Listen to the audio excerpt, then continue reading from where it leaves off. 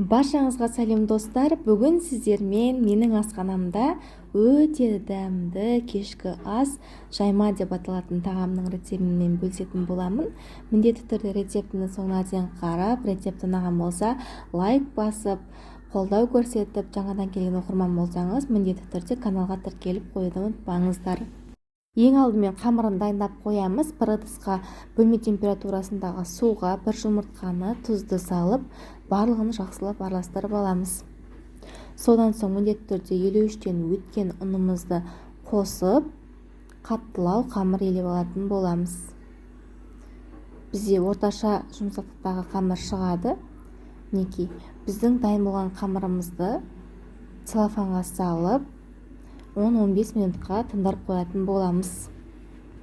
Бұл арада подливын дайындап аламыз. Бізге қажетті ет, капуста, қызанақ, болгар бұрышы және де пияз керек болады. Қазанға май құйып, майымыз қызғаннан соң етті салып, еттің өзі сөлі тартылғанға дейін шамамен 7-8 минут шамасында жақсылап қуырып алатын боламыз. Етті қуырып алғаннан соң артынша пиязды салып, пиязды да 5-6 минут шамасында алтын түске енгенге дейін қуырып аламыз. Сол арада қамырымызды тағы да бір жақсылап қайтарып илеп жібереміз де, тағы да целлофанға салып, тағы да бір 5-10 минутқа тындырып қоямыз.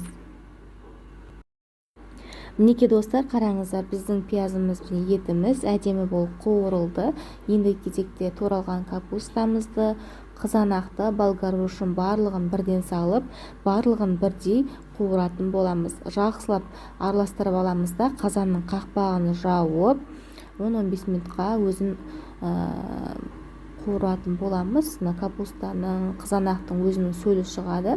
Содан соң бір ас қасық соя тұздығын қосамын, өте керемет дәм береді. Содан соң қара бұрыш, өзіңізге ұнайтын дәм деуіш, әрине дәміне қарай тұз салып, тағы да жақсылап араластырып аламыз. Неке қараңыздар, біздің подливіміз қуырылып болды. Енді осы подливпен бірдей етіп су құямыз. Мен 2 стакан су құйдым. Жақсылап бетін тегістеп, қазанның қақпағын жауып, қатты бір қайнағаннан соң оттың астын бәсеңдетіп, 30 минут шамасында етіміз піскенге дейін баяу отта қойып қоямыз.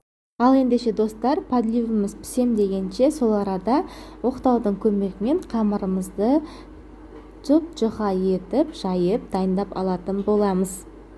Құрметті мен оқырмандарым, менің каналымның дамуына өз үлестеріңізді қосып, рецептілерім ұнап жүрген болса лайк басып, міндетті түрде достарыңызбен бөлісіп қойсаңыздар, мен қуанып қалар едім. Жаңадан келген оқырман болсаңыз, міндетті түрде каналыма тіркеліп қоюды ұмытпаңыздар.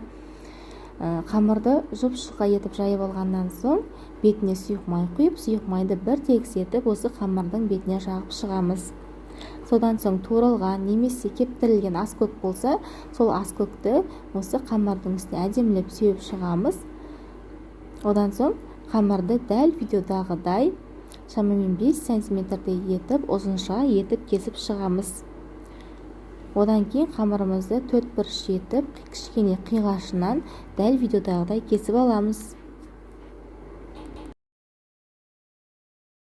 Кесілген әрбір қамырымызды рулет тәріздес етіп, бір шетінен әдемілеп орап шығамыз. Видеода барлығы анық көрсетілген, жақсылап қарасаңыздар түсініп аласыздар. Қазір жақыннан да көрсететін боламын. Достар, подписация батырмасын басып, каналға тіркеліп қойды ұмытпаңыздар. Қамырымыздың барлығын дайындап алғаннан соң, жаңағы подливтің үстіне қамырдың барлығын бір тегіс етіп, әдемілеп тізіп, орналастырып шығамыз. Барлығын бір келке етіп салып болғаннан соң, қазанның қақпағын жауамыз. Астын баяу отқа қойып, 30 минутта пісіріп алатын боламыз. Арада 30 минут өткеннен соң біздің тағамымыз дайын. Мінекей қараңыздар достар, өте әдемі болып шығады. Міндетті түрде дайындап көріңіздер. Тәрелкеге әдемілеп орналастырып, бетіне қалауыңызша әсемдеп, аскөк сеуіп, туыстарыңызға ұсына берсеңіздер болады. Мен кішілеу тәрелкеге салып қойыппын. Егер үлкендеу тәрелкеге салсаңыздар, одан да әдемі көрінетін болады. Ас болсын. Рецепт ұнаса лайк басып қойды ұмытпаңыздар.